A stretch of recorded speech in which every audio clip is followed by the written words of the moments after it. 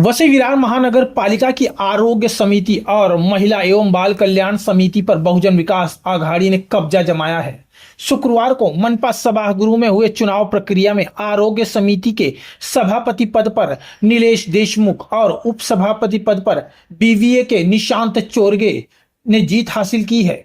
वहीं महिला एवं बाल कल्याण समिति के सभापति पद पर बीना माइकल फुटियार्डो विजय घोषित हुई, तो वहीं उप सभापति पद पर बीवीए की सुवर्णा पाटिल ने जीत हासिल की। इस जीत के साथ वसई विरार महानगर पालिका की दोनों महत्वपूर्ण समितियों में बहुजन विकास आघाड़ी का दबदबा कायम रहा।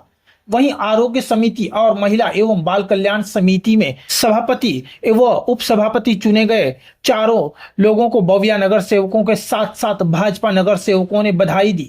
वहीं इस अवसर पर चुने गए दोनों ही सभापतियों ने जानकारी दी। लोकनेते यतींद्र ठाकूर यांच्या आशीर्वादाने आज वसई विरार शहर महापालिकेवर माझी आरोग्य सभापती म्हणून निवड झालेली आहे। माझे सहकारी निशांत चोरगे यांची उपसभापती म्हणून निवड झालेली आहे। खरं म्हणजे एक चांगली संधी आम्हाला बहुजन विकास आघाडीने दिलेली आहे आणि या संधीचं सोनं करण्याचा आम्ही प्रयत्न करू। आमचे महापौर राजीवजी पाटील यांच्या मार्गदर्शनाखाली आणि युवा नेते क्षितिज ठाकूर यांच्या सहकार्याने आम्ही चांगलं काम करण्याचा प्रयत्न करू आणि जी आरोग्य व्यवस्था ज्याची काही त्रुटी असतील त्या दूर करण्याचा निश्चित प्रयत्न करू। काय असं विजन काय आहे तुमच्याकडे की असं काय, कारण वाढती लोकसंख्या आहे, आरोग्याचा जटिल असा प्रश्न आहे। सध्या वसई विरार शहर महापालिकेमध्ये 7 रुग्णालय, 2 माता बालसन्मान रुग्णालय, साधारण 15 बाळासाहेब ठाकरे दवाखाने, आपला दवाखाने, त्यानंतर जवळपास 21 प्राथमिक आरोग्य केंद्र अशा प्रकारचा हा सगळा असताना आणि नागरी सुविधा केंद्र हे जवळपास 40 ते 42 आहेत।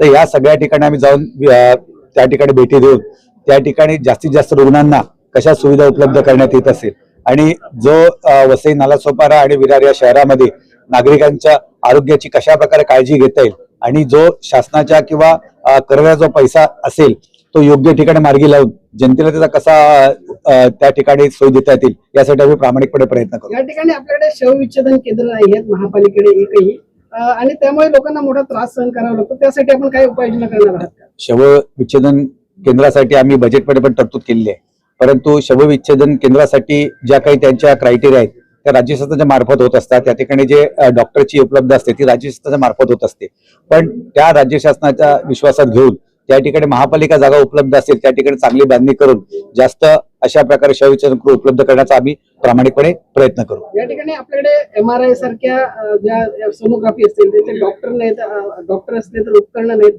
अशी परिस्थिती आहे, त्याला कसं तुम्ही हे करणार?